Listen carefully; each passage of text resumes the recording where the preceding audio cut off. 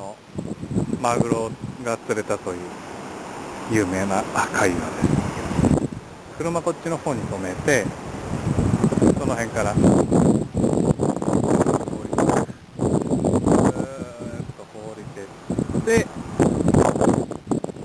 この先端、今ちょうど画面上ポコってなってる魚のあたりが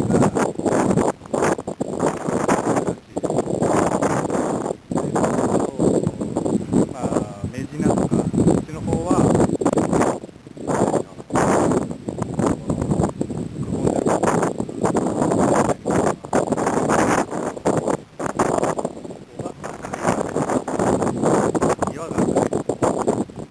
そういうところから来てるんでしょうけどね。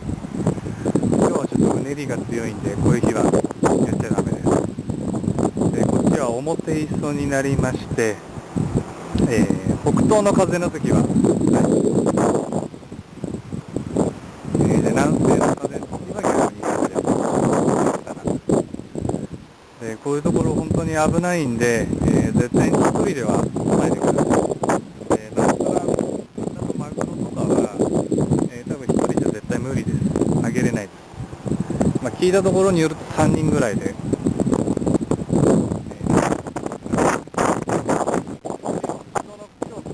風なんですけど、ちょうど今後ろからやっぱこういう風の時のがいいです。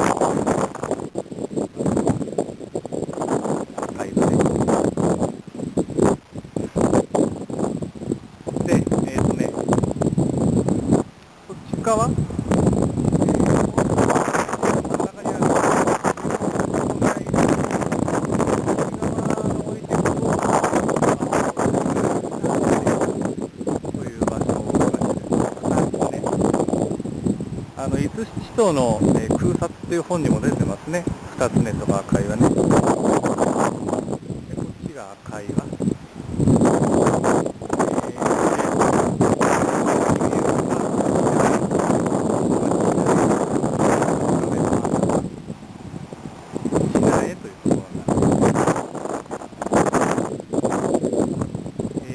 うねりとか風もそうですけど、あとは、天気が悪いとき、下がぐしゃぐしゃのときとかもうやめた方がいいです、車で来るの。四駆とかじゃないと帰れなくなってしまうみたいなんでね、本当に注意してやらないとこういうところは危険です。赤岩でした。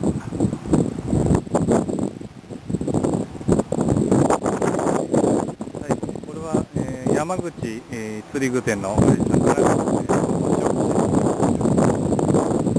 絶対に一人では来ちゃダメだよ。危ないから。